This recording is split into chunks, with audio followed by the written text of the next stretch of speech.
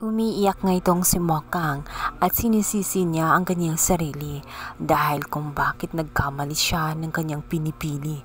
Buong akala niya, etong si Ramon na nga ang sagot sa kanyang mga pangarap at mga matagal nang ninanais.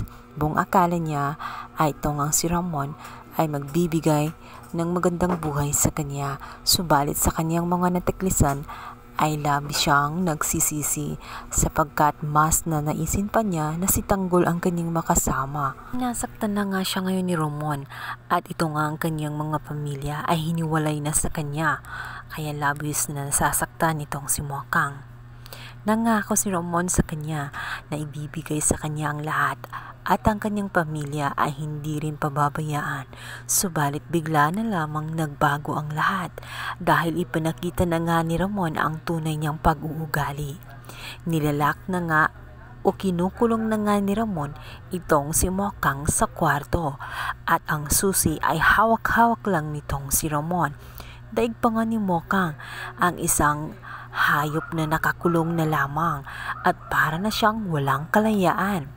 Miserable na ang kanyang buhay, mabuti pa nga ang mga ibon ay malaya itong nakakalipad kung saan nila gusto sapagkat si Mokang ngayon ay nasa binggit na rin ng kamatayan sapagkat nakikisama siya sa isang taong hinahabol rin ng batas at nagtatago lang sa ibang pangalan.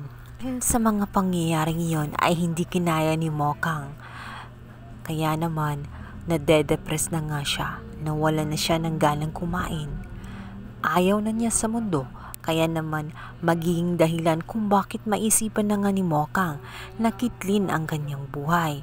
Isang umaga na lang ay matatagpuan nito ni Ramon na nakahandusay na nga sa may CR. Sinubukan kasi dati ni Mokang na magmakaawa kay Ramon na palayain na lang siya at hindi siya magsusumbong sa pulis. Ngunit hindi papayag si Ramon sapagkat marami na siyang nalalaman at hindi niya hahayaan na mawala sa kanya si Mokang pagkat tunay din niya itong mahal at hindi siya papayag na basta-basta na lang siya iwan ni Mokang, lalo't marami na nga siyang na-invest dito kay Mokang. At ayaw ni Ramon na magiging talunan, kaya magtitiis siya hanggat makarecover nga ng tuluyan itong si Mokang at tanggapin siyang muli. Hindi niya hahayaan na makawala sa kanya itong si Mokang. Maliligtas pa kaya niya ang buhay ni Mokang sa binggit ng kamatayan? Abangan!